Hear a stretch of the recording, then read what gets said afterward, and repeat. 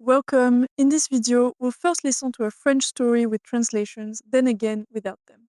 Finally, we'll wrap up with some comprehension questions. Enjoy! Le passe-temps oublié. The Forgotten Hobby.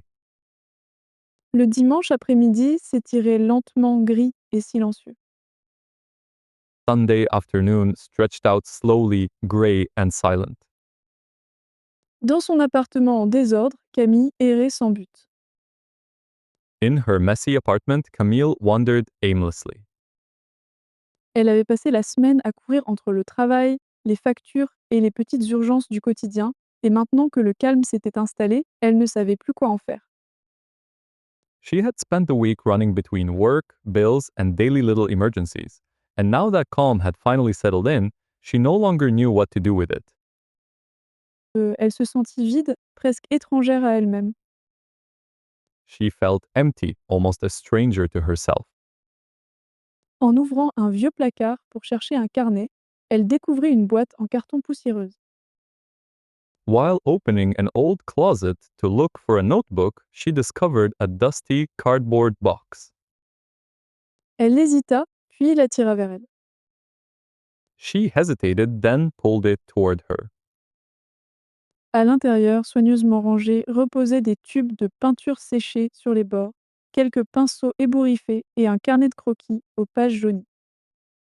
Inside, neatly arranged, were tubes of paint dried at the edges, a few frayed brushes, and a sketchbook with yellowed pages. Camille resta figée. Camille froze. Des souvenirs lui revinrent les soirées étudiantes passées à peindre, les odeurs d'acrylique, la joie enfantine de voir naître une couleur sous ses doigts. Memories came rushing back student evenings spent painting, the smell of acrylic, the childlike joy of watching a color appear under her fingers. Elle avait oublié tout cela. She had forgotten all of that. Presque par réflexe, elle prit le carnet et s'assit à son bureau. Almost instinctively, she took the sketchbook and sat at her desk. Elle ouvrit une page vide, prit un crayon et commença à tracer. She opened a blank page, picked up a pencil, and began to draw. Au début, sa main tremblait. At first, her hand trembled. Les lignes étaient hésitantes, maladroites. The lines were hesitant, clumsy. Elle soupira, prête à refermer le carnet. She sighed, ready to close the sketchbook. Mais quelque chose en elle l'empêcha. But something inside her stopped her. Elle continua lentement, sans se juger. She continued, slowly, without judging herself. Et bientôt, un visage émergea, puis une silhouette. And soon, a face emerged, then a figure. Ses gestes se firent plus assurés. Her strokes grew more confident. Elle n'avait pas perdu l'envie. She hadn't lost the desire. Les heures passèrent sans qu'elle s'en aperçoive. The hours passed without her noticing. Le monde extérieur s'effaça, plus de mails, plus de téléphones, plus de bruit de circulation. The outside world faded away, no more emails, no more phone, no more traffic noise. En fait, il y avait que la feuille, ses pinceaux et ses pensées qui se dénouaient à mesure qu'elle dessinait. There was only the paper, her brushes, and her thoughts slowly unraveling as she drew. Elle se surprit à sourire. She found herself smiling. Elle se souvenait maintenant pourquoi elle avait aimé cela, c'était un langage intime, un espace de liberté où elle pouvait se retrouver sans masque. She remembered now why she had loved it. It was an intimate language, a space of freedom where she could meet herself without a mask. Quand elle reposa son pinceau, la nuit était tombée. When she set down her brush, night had fallen. Sur la table, une feuille remplie de couleurs maladroites mais vivantes l'attendait. On the table, a page filled with clumsy but vivid colors awaited her, Camille la contempla longuement. and Camille gazed at it for a long moment.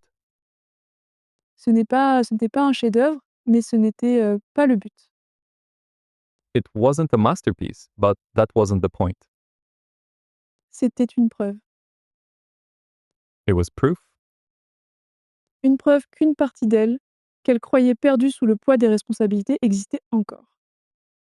proof that a part of her, which she thought lost under the weight of responsibilities, still existed. Elle rangea ses affaires, mais pas dans le placard. She put away her supplies, but not in the closet.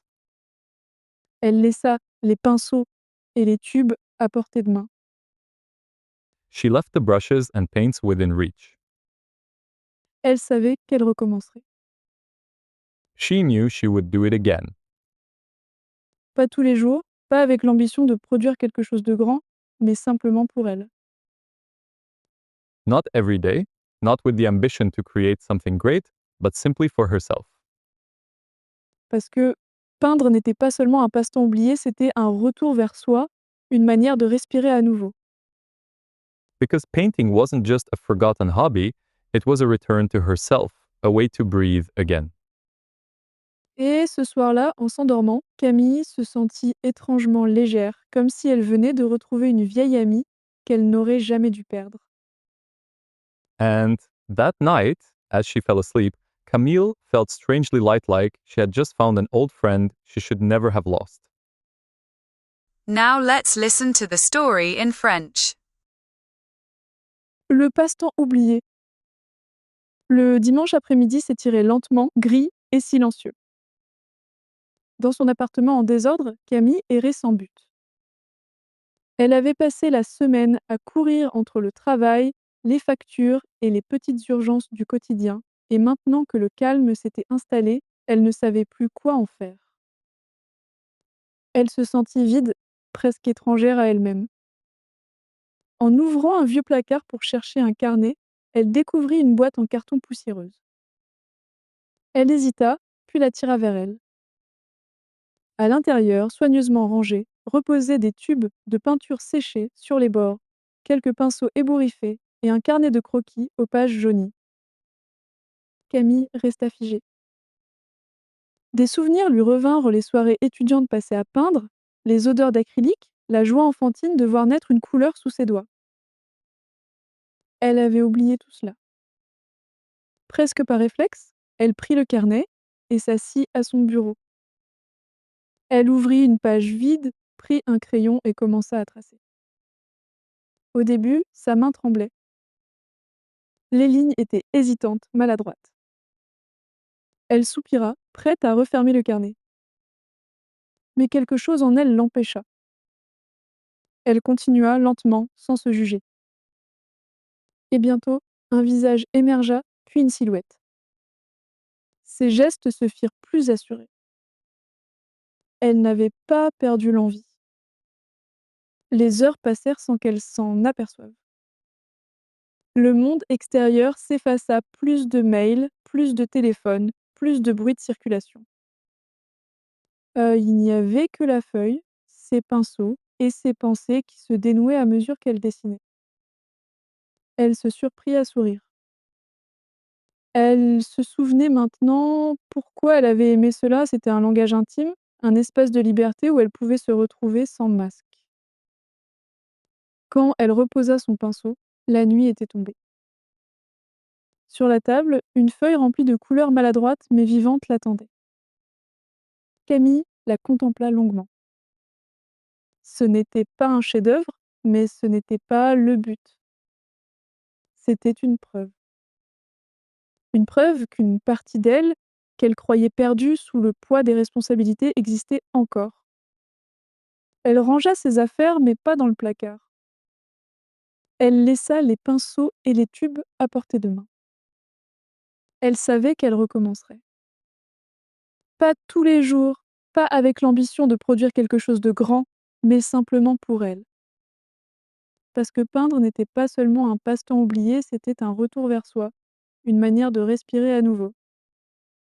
Et ce soir-là, en s'endormant, Camille se sentit étrangement légère, comme si elle venait de retrouver une vieille amie qu'elle n'aurait jamais dû perdre. Now let's try to answer the questions. If you can't answer them, try listening to the story again. You can write the answers in the comment box and check it with the answer key. Pourquoi Camille se sentait-elle vide au début de l'histoire? Parce qu'elle avait passé la semaine à courir entre le travail et les responsabilités et ne savait plus quoi faire une fois le calme revenu. Qu'a-t-elle découvert en cherchant un carnet dans le placard? Elle a découvert une boîte en carton contenant des tubes de peinture, des pinceaux et un vieux carnet de croquis. Qu'est-ce qui a poussé Camille à recommencer à dessiner? Des souvenirs heureux liés à la peinture lui sont revenus et elle a ressenti le besoin de reprendre ce qu'elle avait oublié. Comment a-t-elle vécu ce moment de création artistique? Se Elle s'est peu à peu reconnectée à elle-même, a oublié le monde extérieur et a ressenti de la joie et de la légèreté. Que symbolise la peinture pour Camille à la fin de l'histoire? Elle symbolise un retour à soi, un espace de liberté et une manière de respirer à nouveau.